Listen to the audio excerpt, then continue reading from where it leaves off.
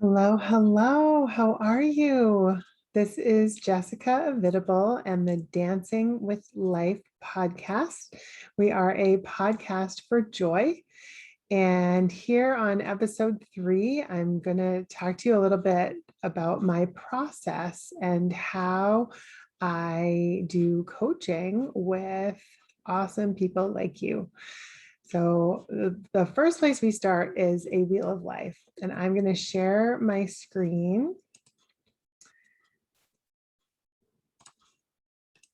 so that you can see, hopefully, and hopefully this records. This is a wheel of life. And I say a wheel of life because if you Google wheel of life, you will find 20 different versions of this. And there's, slightly different names for different categories. I wanted to go with 7 to go with the colors of the rainbow. So career or work, what you do tended to make money, your relationships, this is friends and family, as well as anybody else in your life, your body image and your vitality, how do you feel about yourself? What does the doctor say about yourself? It's a major area of life.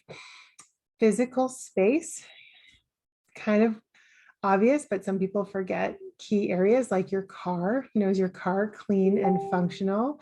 Is your desk clean and functional?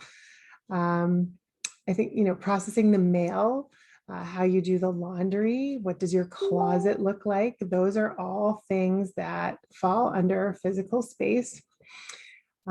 Growth and spirituality. This would be, any religious affiliations you have or spiritual coursework that you do or personal growth courses. Fun and recreation, kind of self-explanatory, but do you have a hobby? Do you play tennis? Do you like to read? Do you have a book club? Many people say, oh, I used to do all that stuff and then I had kids or I moved and I didn't resume that stuff. So that's a fun conversation. And then money, I've been in a course where we're really looking at money and do we have enough money and how much money is enough money? And if you made that much money, how would you spend it? What do you want to do with money? It's amazing to me how many people complain that they don't have enough money, and yet they vehemently or blatantly waste money. I see them just wasting money. I have a scent diffuser and the smoke was blowing in my face. It smells lovely, but it is not necessary right now. So anyhow, fun and, money, takeout coffee. I know takeout coffee can be such a joy, and yet it can be a very, very big money suck and a time suck. And that's something, I do talk about with physical space. I think that your calendar and clutter is all very important. So what we would do if you became one of my clients is and sometimes I do this in introductory workshops, is I'll give you a picture of the wheel of life and I'll say, rate yourself from 1 to 10. And you can even draw an arc across the lines like a wheel. So you can see, if everything was a 10, you'd have the biggest, roundest wheel. And if everything was a 5, you'd have a little small wheel. But more often, one area is a 5, one area is a 9, one area is a 2. And so you have this really, really lumpy, dumpy wheel. And what might happen is, kind of the lowest scoring area might be a place where we start our inquiry. And I might say, okay, so what is missing in that area? So that what would have you rate this a 10? What do you miss? If it's relationships, I'm missing a romantic relationship, for example. And then what are the things we need to do? Is there some fun and recreation that we need to put in to expose you to new areas? Or is there a relationship that, kind of is on the rocks and, there needs to be some conversations, maybe some communication, maybe some spiritual growth. Every coaching session is completely customized to the person sitting in front of me. And I've had many, many, clients over the years, particularly in the, body image and vitality, sector, where they've come to me and they said, I know what I need to eat, I just can't do it. And then I'll say, well, how is it in your house? And something very similar that almost everybody says is, my house is chaotic. It's chaotic. My husband's home late and my kids are cuckoo bananas. And, no wonder kale isn't appealing when you're dealing with a lot of stress in your life. And so then sometimes we segue into some kind of, personal growth and spirituality, where we start a morning routine where there might be some meditation and maybe some yoga and maybe some journaling or some, affirmations and goal setting. The kind of coaching I do, again, is extremely customized to the person sitting in front of me on that day. And I'm reading you, so after our first session, where, easily we can go for 75, 90 minutes, just, kind of going through each area and seeing, what would be the ideal, what would be a score of 10 in each area. And that can take the whole first session in a lot of ways. And then sometimes there's homework. So your homework is to work on this, or your homework is to have this conversation, or your homework is to go clean a closet and chip away at some of these bigger things. And, we find that someone might come to life coaching with a certain aim, like, I really need help with this, but then we end up working on a different area of life, particularly, but, we can talk about multiple areas, in an hour, we can do a lot. So it is really important to, coming to life coaching is a personal growth experience. So, it can somewhat check that box if coaching appeals to you, having someone just to sound ideas off of, somebody who's not in your family, who's not in your life, who doesn't have 20 or 30 years history with you, like a friend might have, but someone who's really listening, and I have these really, really good listening ears where I can hear things that you might not be saying.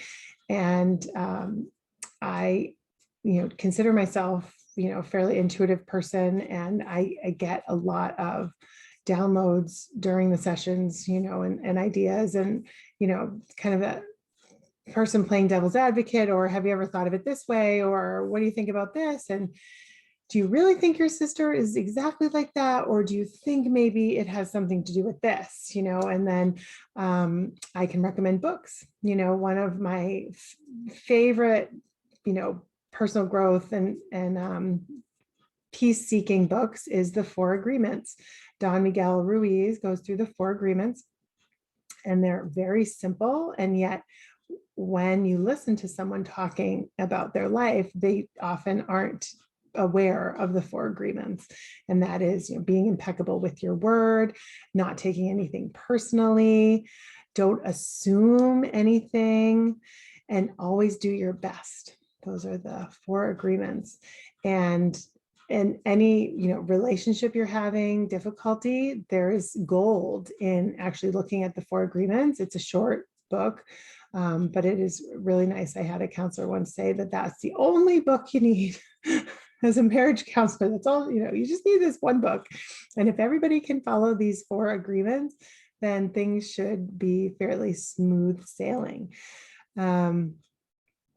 Another fun thing that I like to do when, someone's stuck on something and they kind of have a story that they're telling about something, and I'll ask them, is that true? Like, are you sure that, this daughter-in-law is not, really contributing to society? Like, are you sure? And one exercise is called a focus wheel.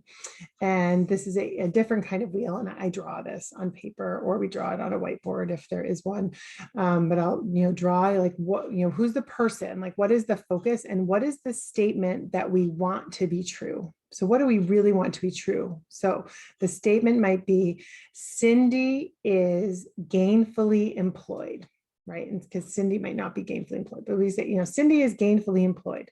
And then we make spokes off this center, or flowers, or, sun rays off that central theme, and we say things that are already true, like Cindy's a really nice person, Cindy is really smart, Cindy has a degree, Cindy has a great marriage, Cindy's kids are well adjusted, and we cause that by law of association of all these other really positive things about Cindy that we then focus in to achieve that desired outcome.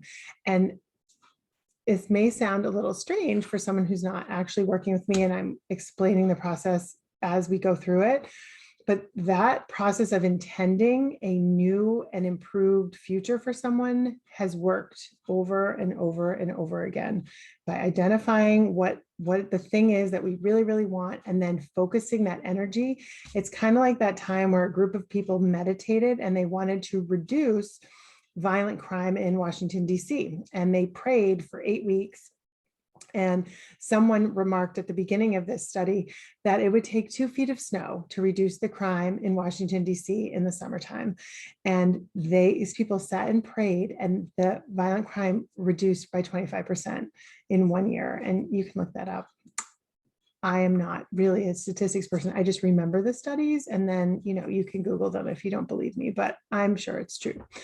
So the power of your mind and your intention to improve things and for yourself and for other people, or things in your family, or just very simply saying, our family, we look out for each other.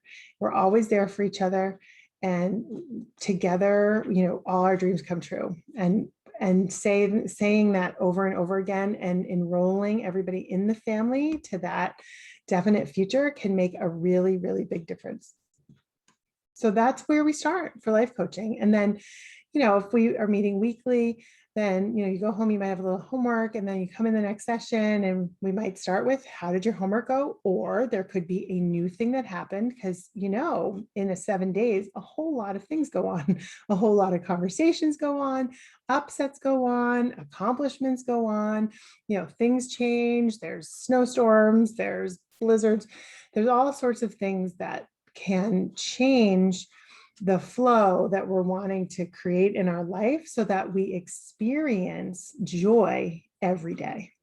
I want you to experience every day. I don't want joy just to be Friday night and maybe Saturday and part of Sunday. I want joy to be something that you have every day. Now, there is a rhythm to the week. I know, the rhythm when my husband's at work and versus the rhythm when my husband is home. It's very different. In the house, when he's home, it's like, oh, daddy's home, it's off time, it's not work time, we're gonna play with daddy, whatever. So there's different rhythms and there's different seasons. I live in a place where we have 4 very different seasons, and we have different clothing we have to wear, and our cars need different things, and having your scraper stick in your car in July is not particularly useful, but having baby powder to dry your feet after the beach is very helpful. But if you have baby powder in your car earlier in the year and your son is bored, he might empty the whole container of baby powder all over your car. And I share that because it did actually happen. So anyway, it's important to remember that, one of the reasons I really love coaching is to remind you that life is, kind of short. And if there's things that we want to do or people we want to be, we need to start working on that sooner rather than later. There's a great slogan that says the best time, I think it's a Chinese proverb, that the best time to plant a tree was 30 years ago. And the second best time is right now. So wherever you are, whatever you have done, whatever you haven't done, and whatever you want to do, it's all possible. It's all possible. It just takes a little bit of clarity, a little bit of teasing out, a little bit of goal setting. It depends on what it is. So I invite you to consider life coaching because it really, really is fun. It is really, really fun to be a little more lighthearted about, the so-called bad things that are happening, and look for the gold, look for the silver linings in the things that are happening, and live more peacefully, more joyfully, more lovingly with everyone who is in your life. And that will then attract more joyful, peaceful, loving people into your life. And that, my friends, is a really, really good life. I think that is enough explanation on how life coaching works. And I look forward to seeing you at an upcoming workshop or class. Again, Jessica Vidable signing off, Dancing with Joy, or Dancing with Life, a podcast for joy.